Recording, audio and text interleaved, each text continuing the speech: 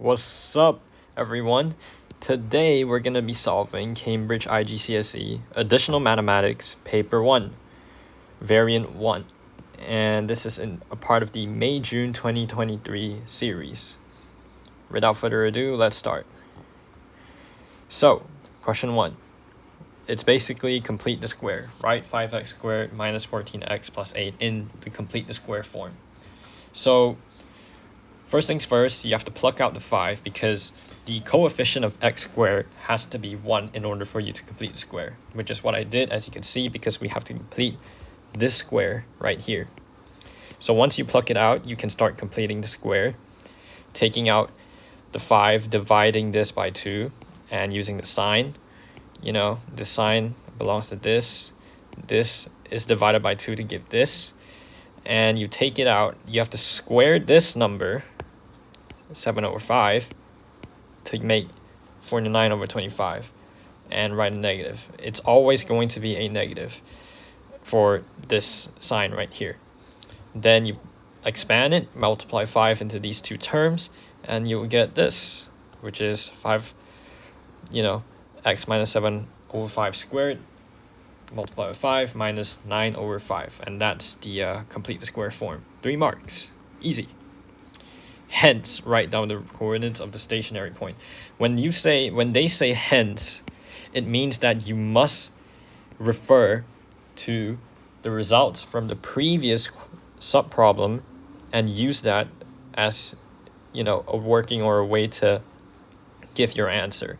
In this case, we can, because when they say hence, to write down the stationary point, one of the properties of complete the square in the complete the square form is that they give us the stationary points of the curve.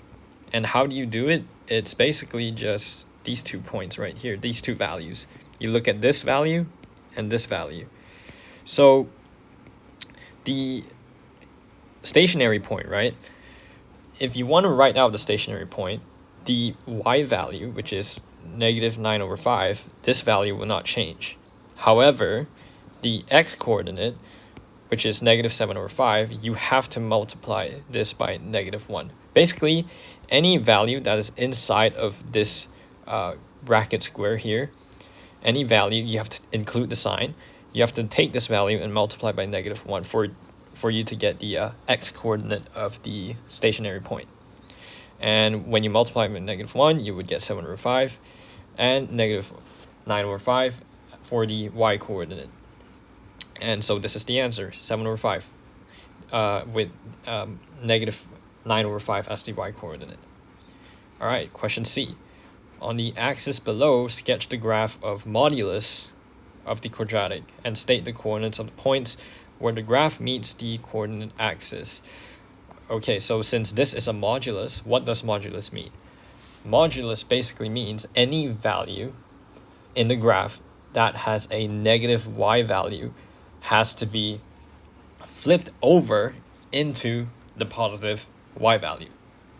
So let's say you have a graph that has let's say a graph has a coordinates of negative 1 and negative 5, so with the y coordinate being negative 5. So if we have to modulus the graph, that means the y value has to be flipped into a positive value. So the result would be negative 1 and 5 as the coordinate, right? Because that's what modulus is. Modulus basically means, in other words, any value that is below the x-axis has to be reflected about the x-axis, but only for values that are below the x-axis has to be reflected. Otherwise, if it's already positive, you don't have to reflect it.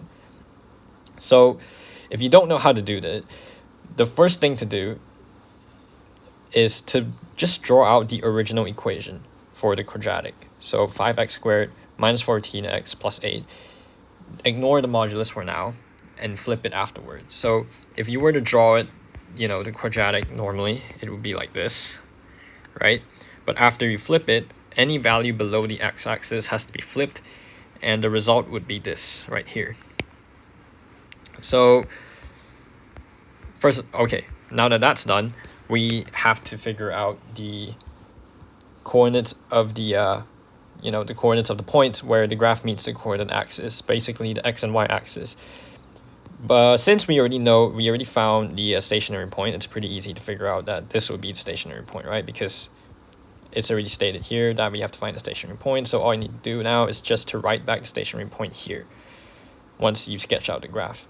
And since there's a quadratic, it's going to be either like this. Okay, there's only going to be two shapes, right? A positive quadratic would be a minimum quadratic, which would look like this.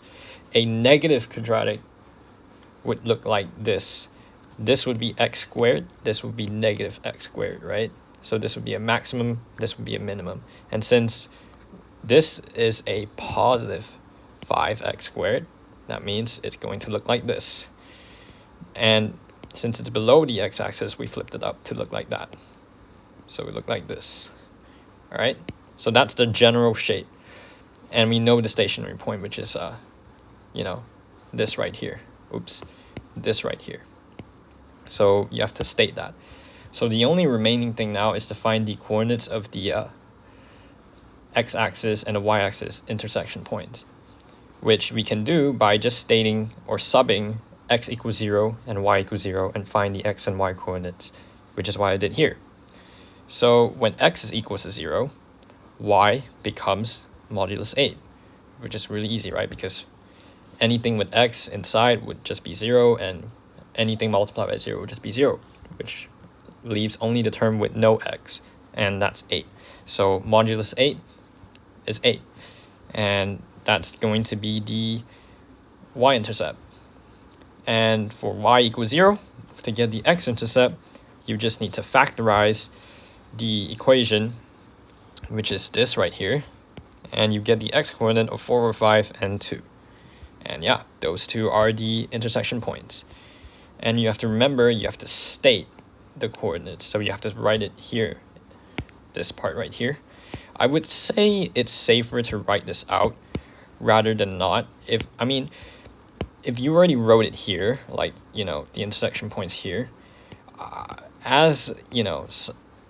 if I were to be a teacher marking this paper, I would recommend you to just be extra safe and just for, cautiousness, write this down, intersection with x-axis and y-axis, and state the coordinates properly. Because then the marker will not argue that you did not state it, right? Anyways, moving on. Write down the range of values of k for which the equation, blah, blah, blah, has 4 distinct roots. So basically, as I wrote here, you need 4 distinct roots, and this implies that you need to have 4 intersection points for a horizontal line k. So whenever you see an equation stating that, modulus whatever equation equals to k, equals any constant, that means it's always going to be an intersection point for a horizontal line. So if you were to draw the graph correctly, you can then sort of imagine a horizontal line, all right? Like this green line right here that I drew. Now imagine this line gliding across the entire grid from negative infinity to positive infinity. In what region of this line does the line intersect with the graph at 4 points? Well, we know it's going to be between 9 over 5 and 0, right? Not on 9 over 5, because that would give us 3 points, right? 9 over 5 and these 2 points right here. That's 3 points, so that doesn't count. Or it cannot also be on 0. Why? Because that's only 2 coordinates, 1, 2. So you cannot include 9 over 5 and 0. So it's any value in between 9 over 5 and 0 to give the results, which the range of values, as I've stated here, it's 0, between 0 and 9 over 5, but not including 0 and not including 5. And that's the answer, 2 marks. All right, question 2. The polynomial p is such that px is equals to ax cubed plus 7x squared plus bx plus c, where a, b, and c are integers. Given that p prime 1 over 2 is equals to 32, show that a is equals to 6. Now, we are already given that p prime 1 over 2 is equals to 32, so the given step here obviously is to differentiate the polynomial twice. And when you differentiate it, you get this. You get 6ax plus 14. Now just substitute 1 over 2 inside. It's just a function, right? Just substitute 1 over 2 inside and you get this, and a will be equals to 6. This is the result. Question B. Now I wrote two methods here. You don't have to write two methods, but just for clarity, if different people have different methods, I just decided to do two methods because I could think of two methods when I did this problem. Anyways, given that px has a factor of 3x minus 4 and a remainder of 7 when divided by the x plus 1, find the values of b and c. Okay, so now we have to find b and c. First, I'll show this method 1, which is long division. And this is not the recommended method. In fact, you should use method 2 for this question. But I'll go through with method 1 first. So with long division, we know that 3x minus 4 is a factor of px. Therefore, this implies that p 4 over 3 is equal to 0. That means there's no remainder. So therefore, when we divide this polynomial with 3x minus 4, it gives us no remainder, right? So that means whatever the value here, c, minus this value, negative 4 over 3, after you divide everything, this value has to be equal to 0. And it's the same, and it's almost the same, but this time we have no remainder when we divide it by x plus 1, right? So when you divide x plus 1, when you use x plus 1 to divide the polynomial, you get a remainder of 7, which is why I wrote 7 here in the end. So after you divide everything, what the remainder is, it's 7. And once you get those two down, you can start writing out the two equations that you've gotten. So the first equation was when c, subtracted by negative 4 over 3 multiplied by b plus 20 is equal to 0 because there's no remainder. And the other one is when c minus b minus 1 gives you 7, right? Because there is a remainder of 7. So that's going to give you two equations, which I wrote here as equation 1 and equation 2. So just by substituting equation 2 to 1, you get b negative equal 14, and from b equals negative 14, you can substitute that back into equation 2 to give you c as equals to negative 8, right? So this is definitely more complex. Why? Because you have to figure out this part, like what is this, right? So there's definitely more thinking involved here in this, and as well for this as well. Like you have to think about this b minus 1. It's definitely harder, but it's doable.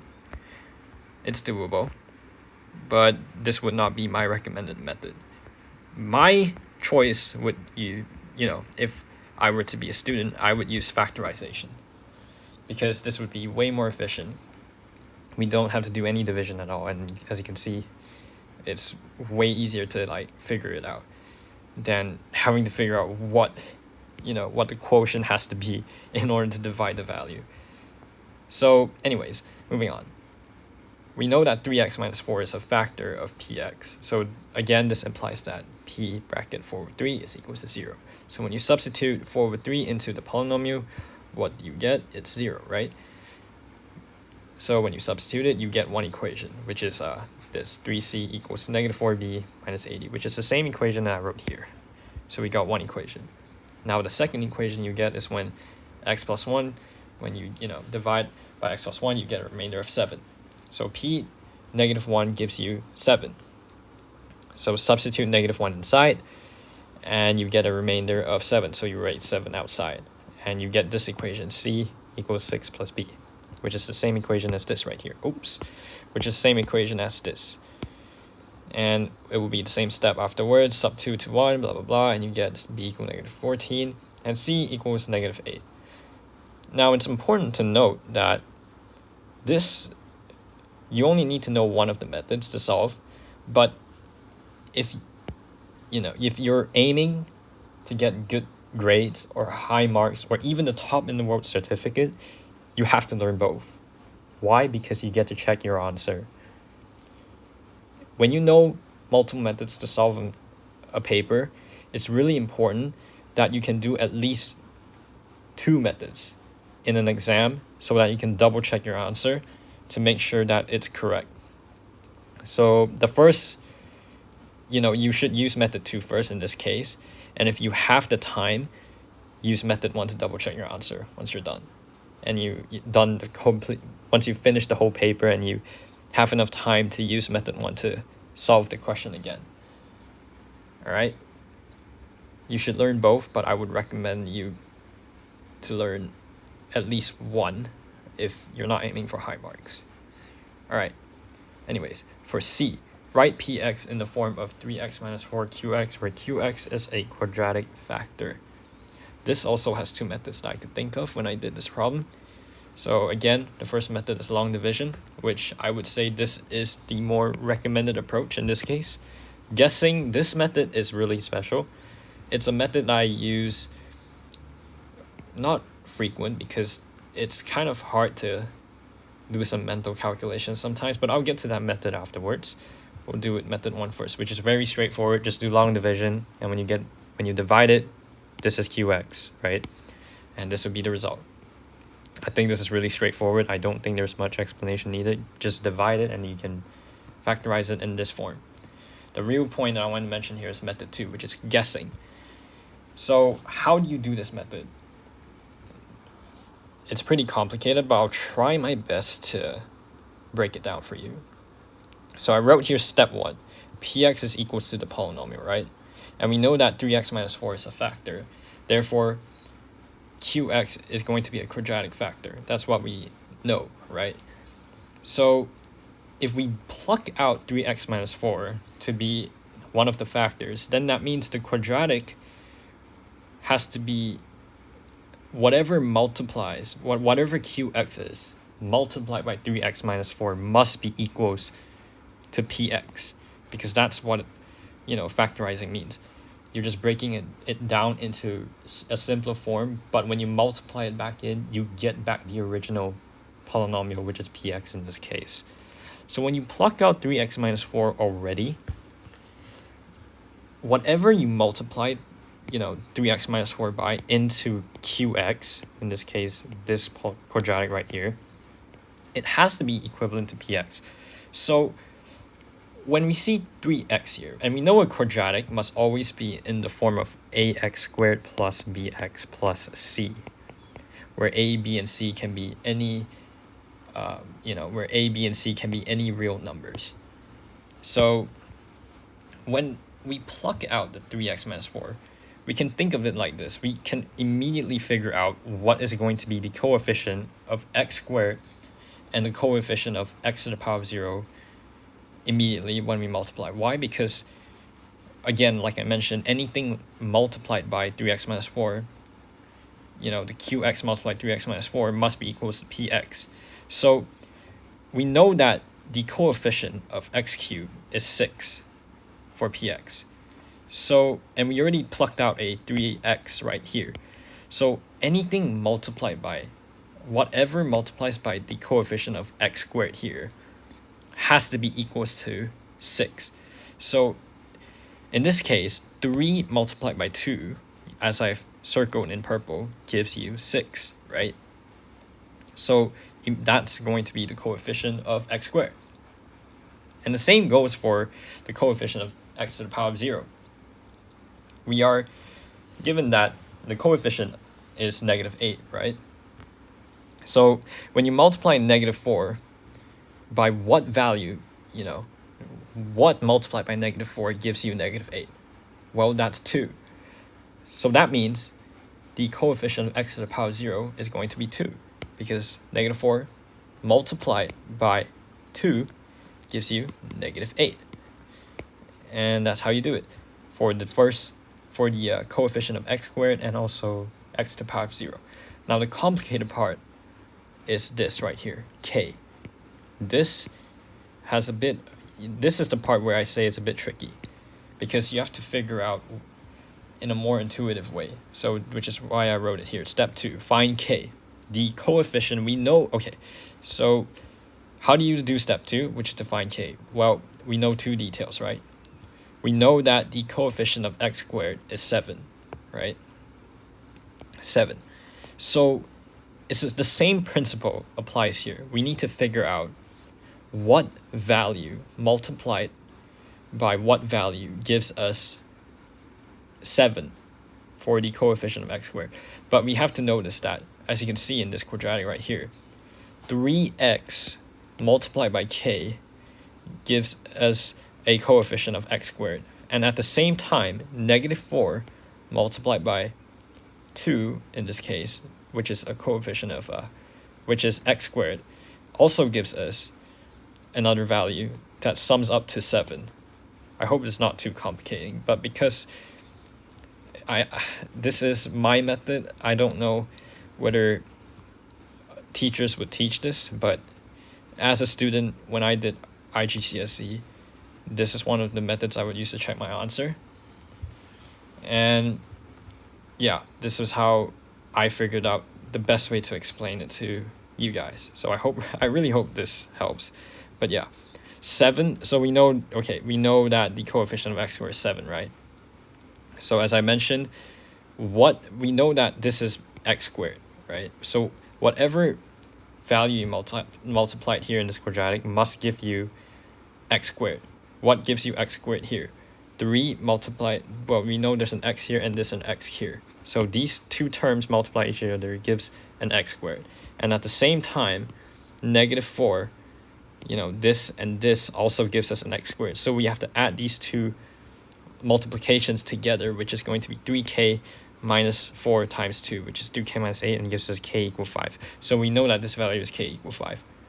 But you don't necessarily have to use the coefficient of x squared to figure out what the value of k is.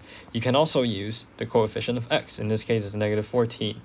So, and the idea is the same, right? We have to figure out what value times what value gives us x, and gives us, a term with x inside of it. So in this case, when we use 3x and we multiply it with 2, that gives us a term with x. And at the same time, if we multiply -4 with this kx, right, it gives us -4kx, which is also a term with x in it. So those two terms added together gives us -14, which is the coefficient of x. And so we do the same thing here, and we get the result k equals 5 again. So this is how you double check whether you got the value of k correct for the first time. And when you get it right, that means you can confirm that, oh, okay, so k equals 5 is the last value. And when you get that right, you can write back the original equation. Now, this method is definitely not recommended for you to do in an exam.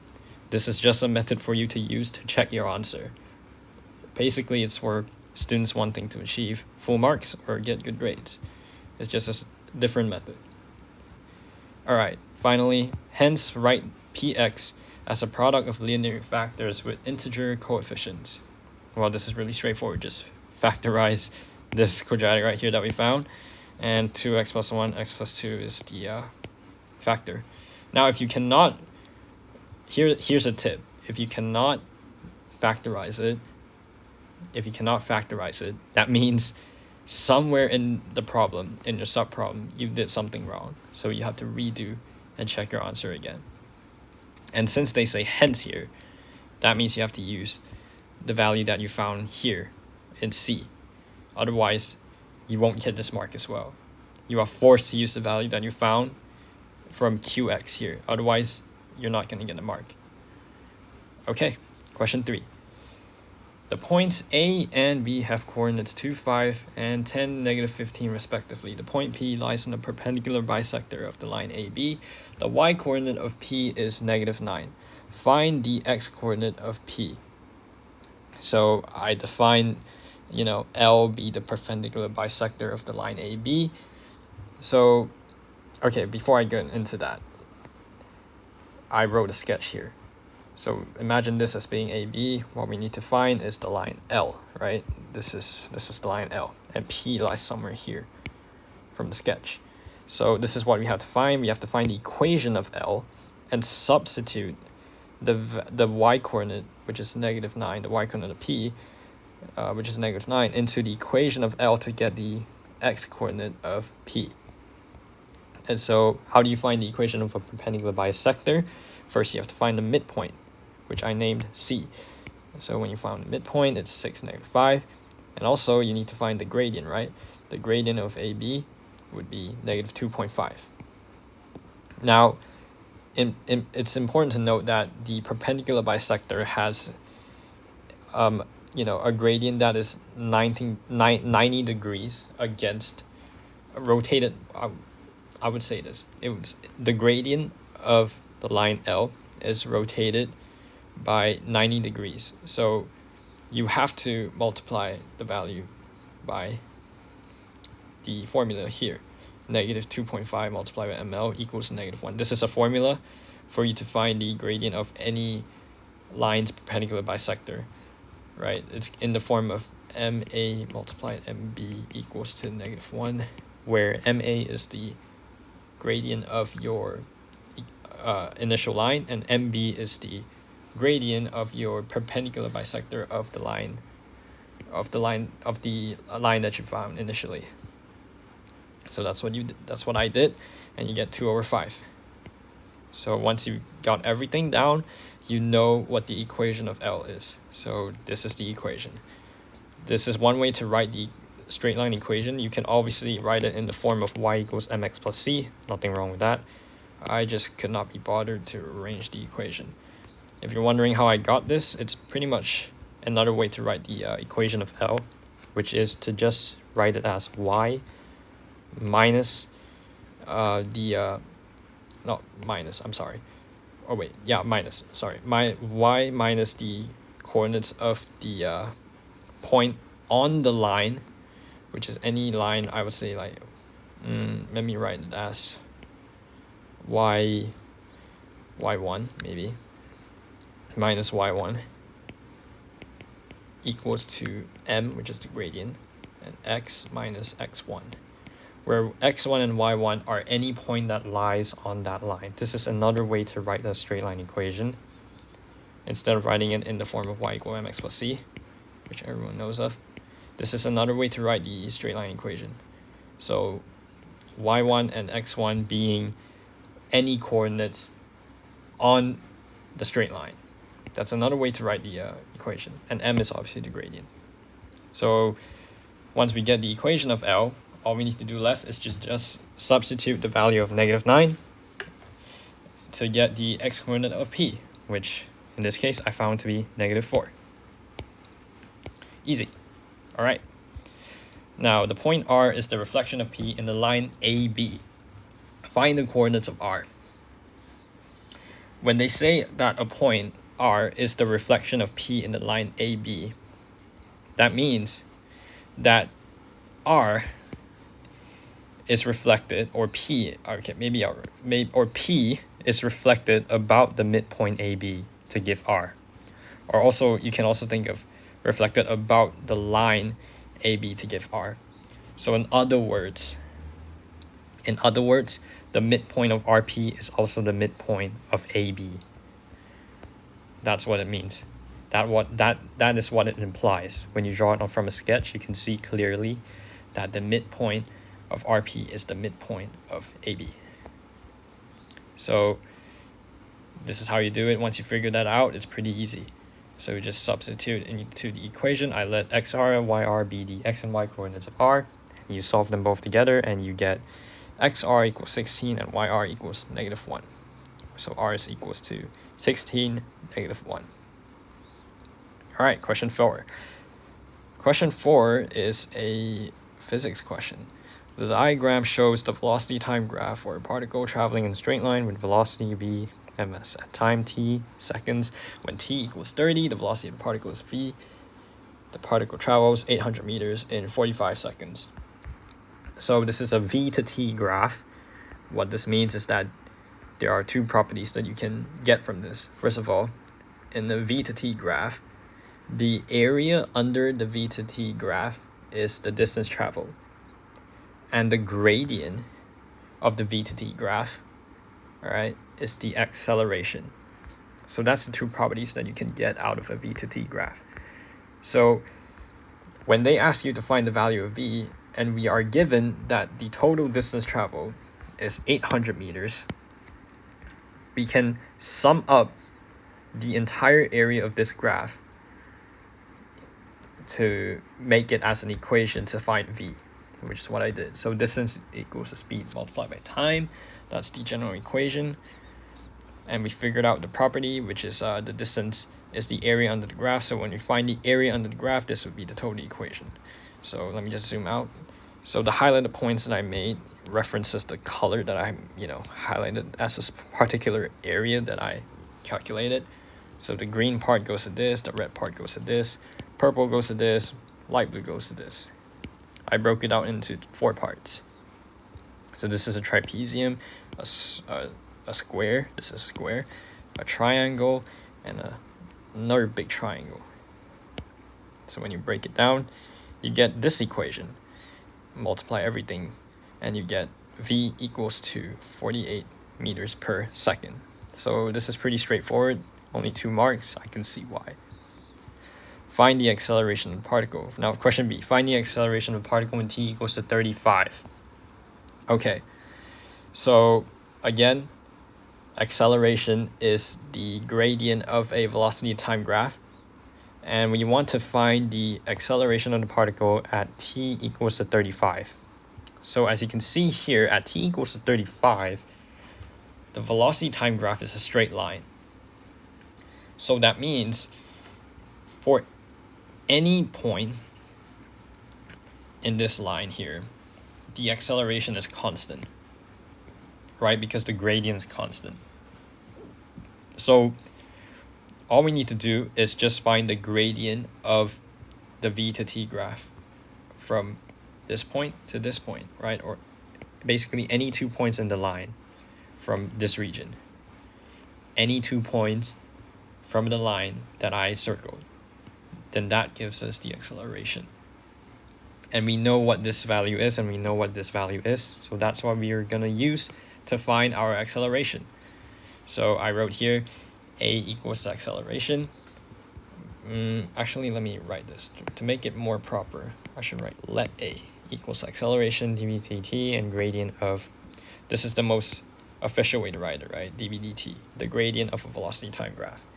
And so when you find a, basically I use the coordinates of the tip and the lowest low right here to get the gradient of the graph, which is the acceleration, and that's negative 3.2 meter per second squared. And that's how you do it, 2 marks. Okay, question 5. Do not use a calculator.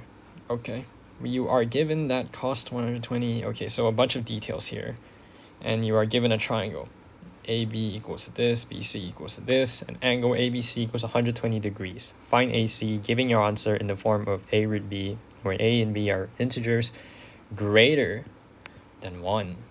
Okay. So before anything, always draw a sketch. If you are given a lot of details about a question, the best way to solve it is by drawing out a sketch so that you can visualize it.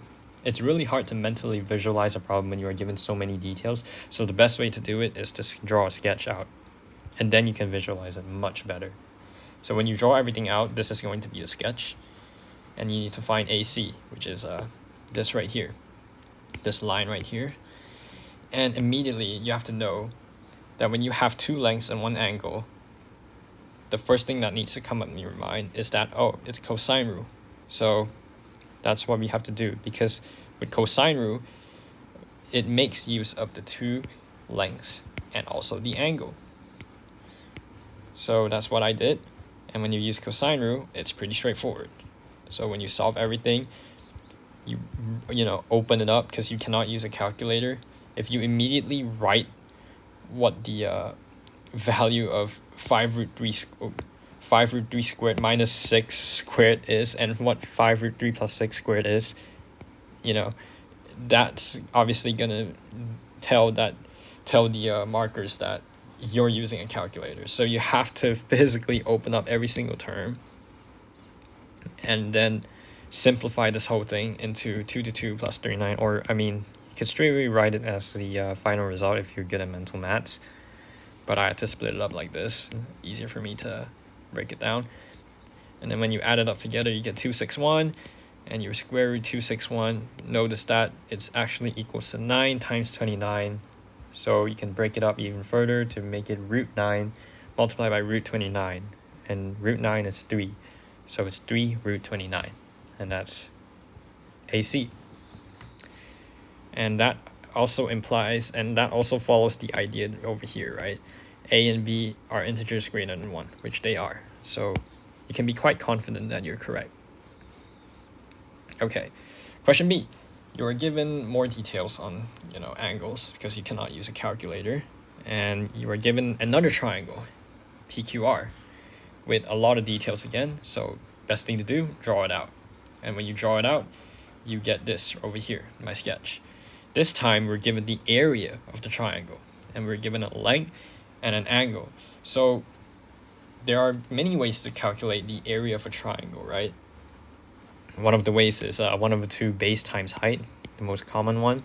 If the base and the height is known, then you can use this, but we don't know what the height of this triangle is, right? So we cannot really do this the 1/2 base times height way.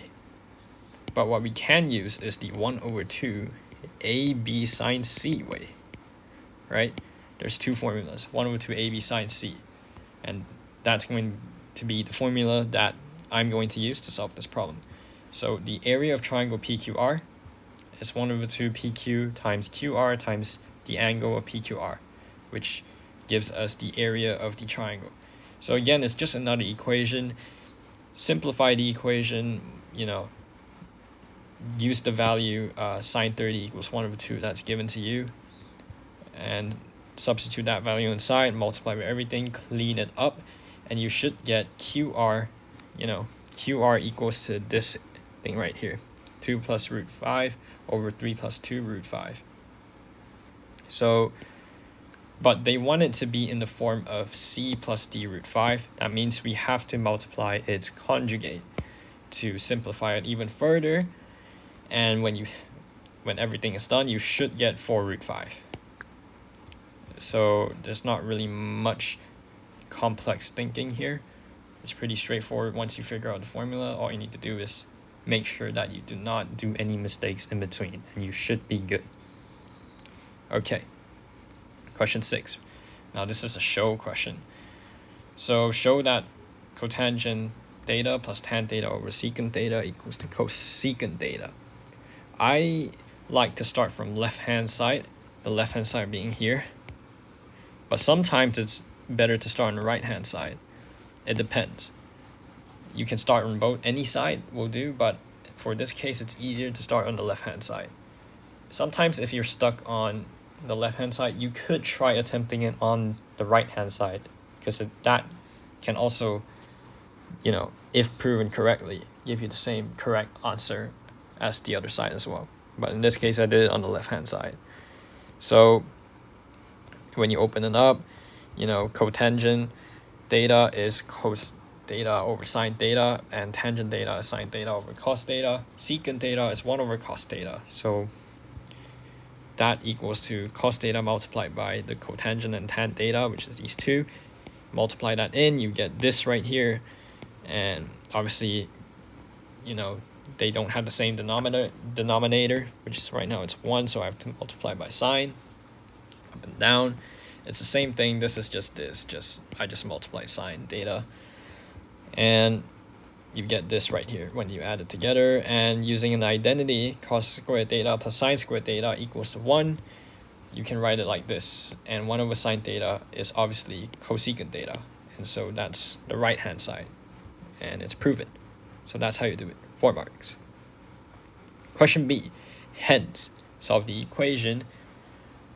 This equation right here, I'm not going to read it out, equals to 2. But they say, here's a keyword, hence. So when they say hence, you have to use, the result that you got from A to solve this equation. Otherwise, this 6 marks right here, really important, really big marks, it will be completely trivialized.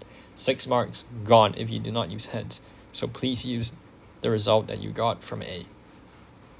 So using A, this, if you look closely, this equation is pretty much just this equation, but in this case, theta equals to this. So you can think of it like that, right? So you just need to substitute theta here to be equals to this. And when you substitute that, you get this right here. You get this. But there's a square, so obviously you have to remember to square it as well. And you get this equals to 2. So put the root on the other side, you get plus minus root 2. Cosecant is not a good, value to put in your calculator, so flip it over so it becomes 1 over root 2, sine this, and you get, once you solve it, you get these 2 values right here. These 4 values right here.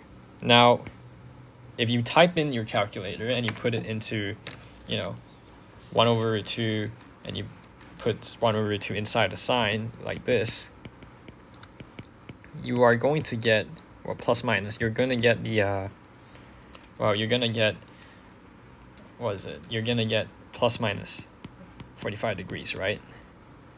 But there's going to be more angles because they want it to be within this range.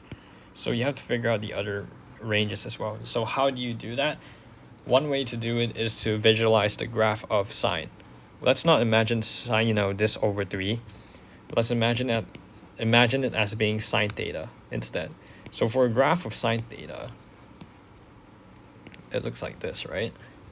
So where is 1 over root 2? Well, somewhere, 1 over root 2 is around maybe here and here, right?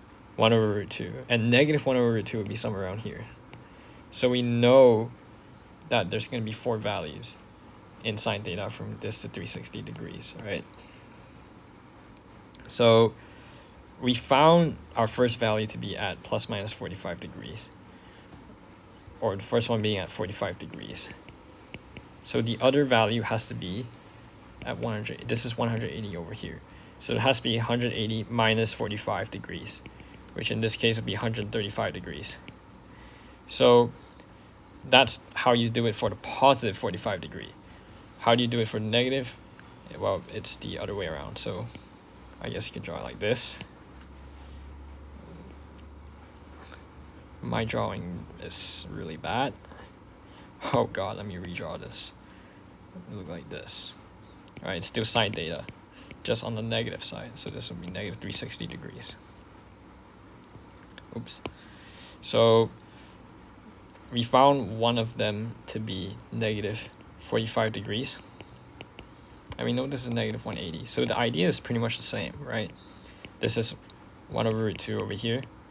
So there's another 1 over root 2 over here. How do you get that? You just simply use negative 180 degree minus negative 180 degrees minus negative 45 degrees to give you negative 135 degrees.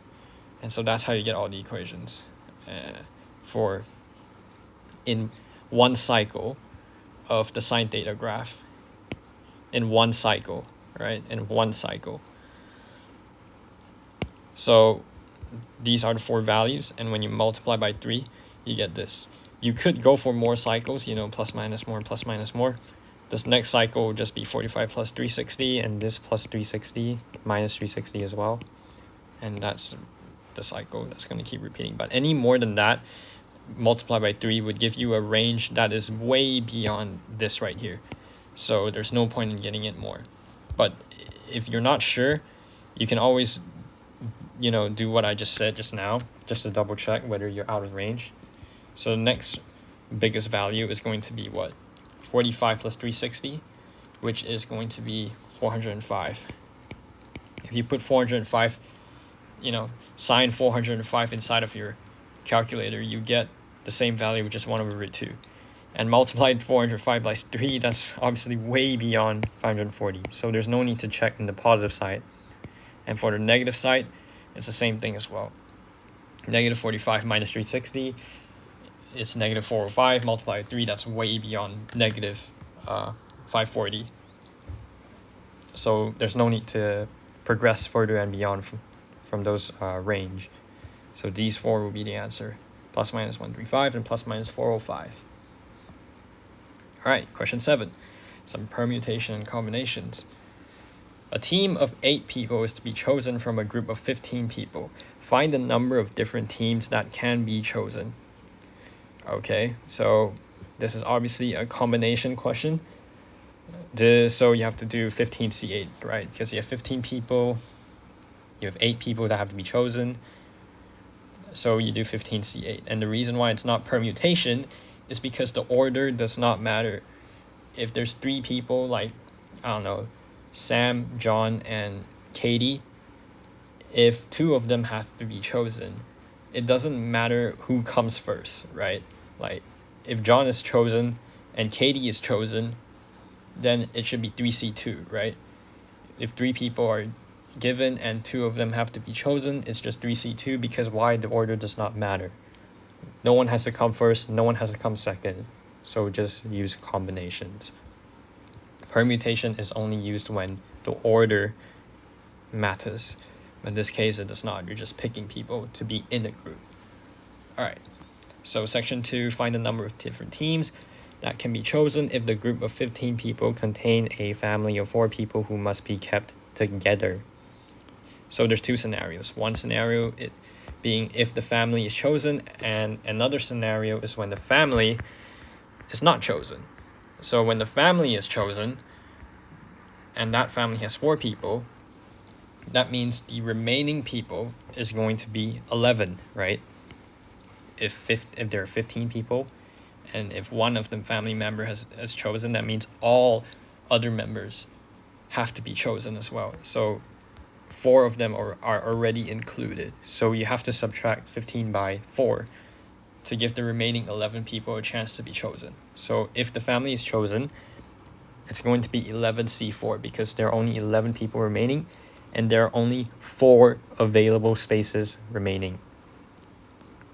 Now, if the family is not chosen, that means it's going to be 11C8. Why? Because it's still going to be 11, because if the family is not chosen, that means none of the members can be chosen from the family member. So if none of the family members can be chosen, that means there are only 11 people that you can pick from as well.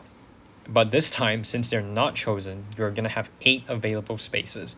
Therefore, it's going to be 11C8 to give you 165.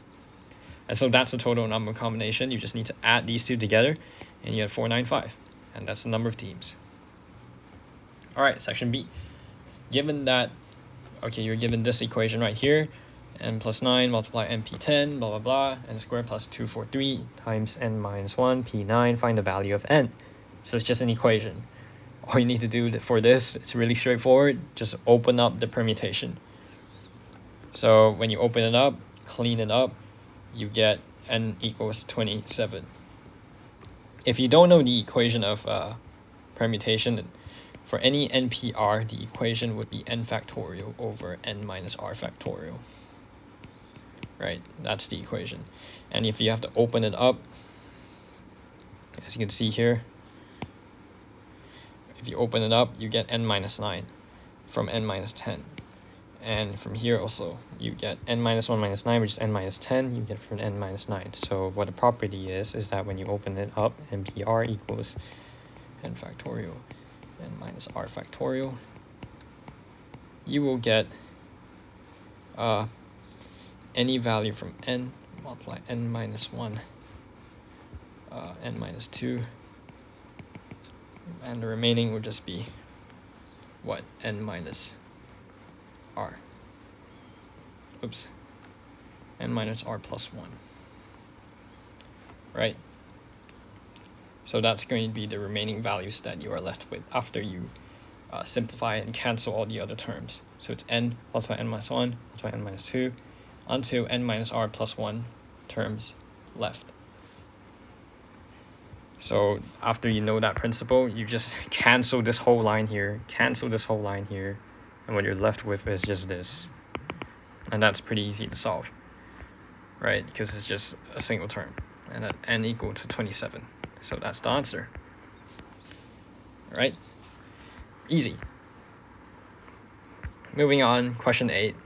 A curve has the equation of this. Show that dy dx is this. So it's a show question, and then, yeah, I figured out two methods to do this. You can do this in product rule or quotient rule. None of these two methods are particularly easier than one another. It's pretty much just like which method you prefer using. I prefer using both because you get to check both of your results once you've done either one of the method first. So if you're a top in the world student or an A-star student, I recommend both. And you should do both in the exam. So if we're gonna do it in product rule, you need to move the 2x plus 1 to make it power of -1, and then you apply product rule onto it. So we're going to differentiate it. The product rule, this is what you get. And the final result will give you -4x plus 9. It will give you this right here. So that's product rule. And quotient rule will be this, which is way shorter. So maybe quotient rule might be easier. I don't know. They're both pretty much the same. But either way, after applying quotient rule, you should get the same answer, which is this. And as you can see, they are the same. This and this are the same. This and this are the same, right? So do both methods if you're an excellent student. Okay, find the coordinates of the stationary point on the curve.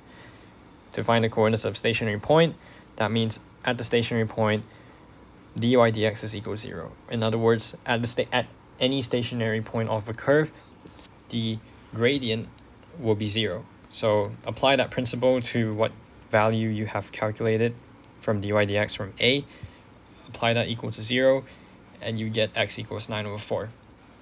Using 9/4, you substitute that value back into the original equation, right? And you will get a value of approximately 0.225 rounded to 3 significant figures. Remember, 3 significant figures. Really important. Do not write a bunch of decimals and write, that as your result in your final answer. 3 significant figures, round it up. Always remember that. All right, question 9.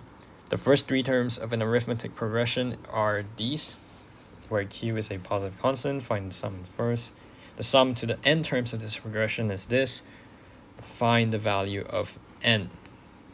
So I first define my variables. So I let a be the first term and d be the common difference. And we're given that the arithmetic progression has these 3 terms. So we know the first term, and the common difference would just be ln q to the power of 3. All right. Not ln q to the power of 3, it's ln q cubed. There's a difference, right? It's not the same. This is not this. So, don't get it wrong.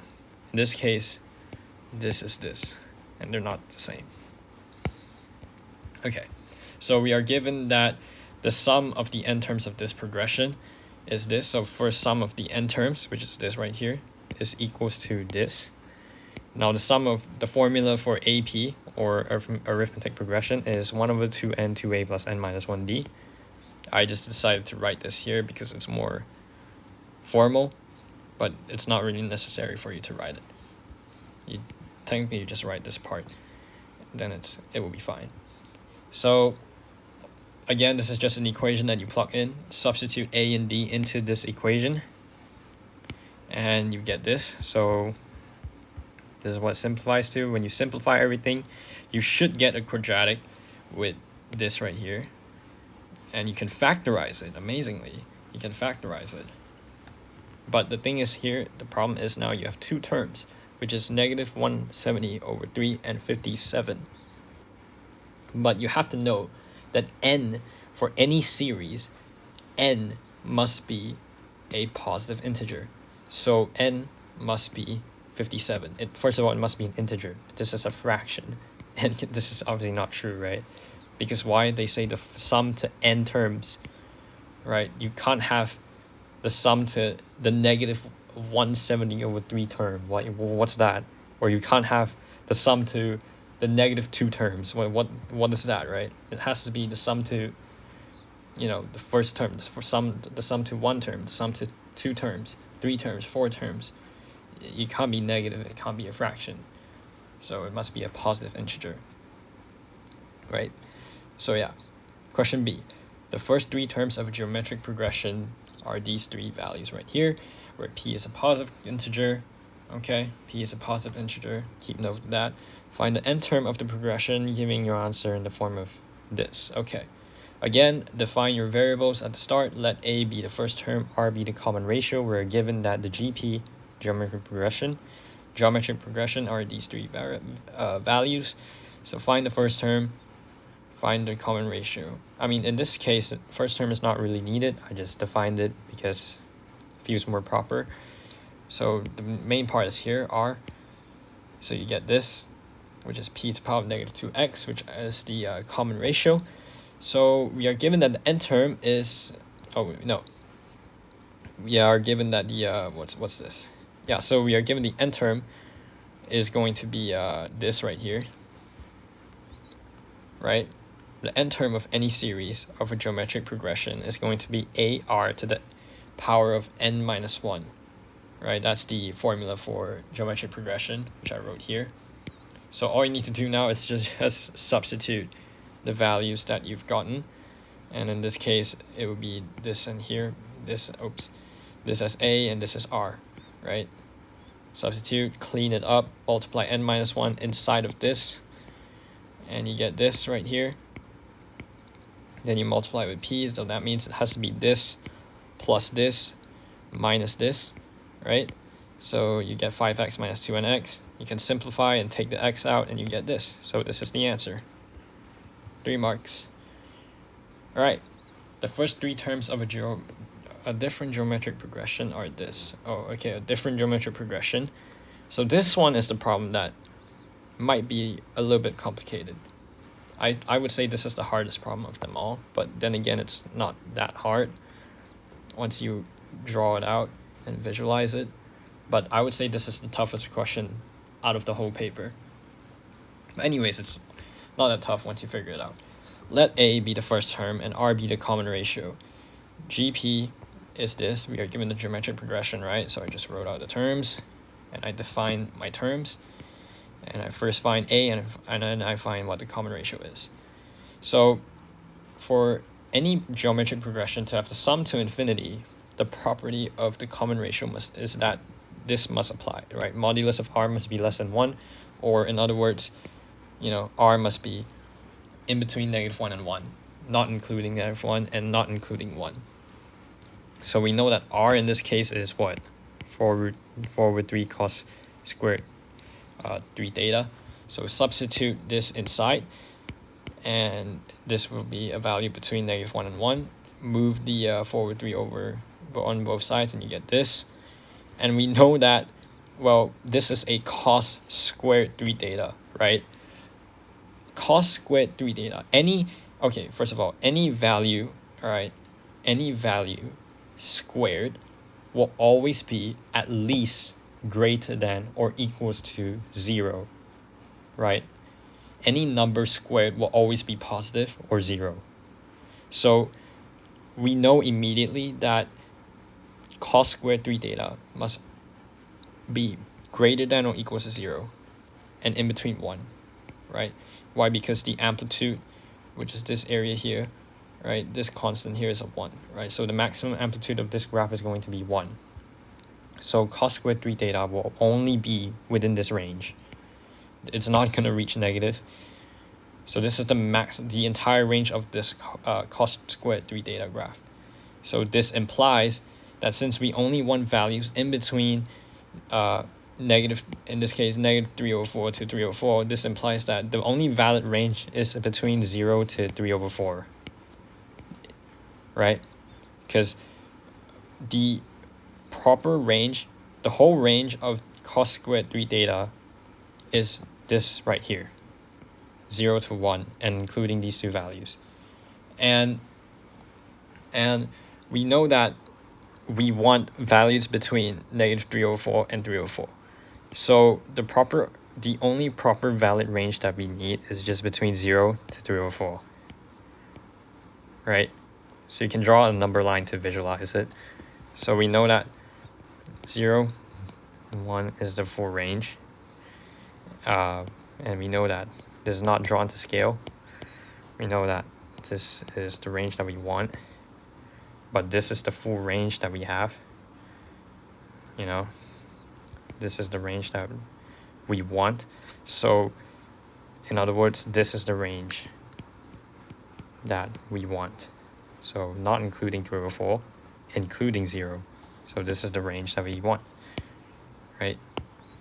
And yeah, so once we get that down, this implies that we can now remove the square, and this would be this right here. This would be the given range of cos 3 theta. So it's -√3/2 and √3/2. Yep. So now all we need to do is to draw out the graph of cos 3 theta, which should not be too hard. So that's what I did. You draw a sketch.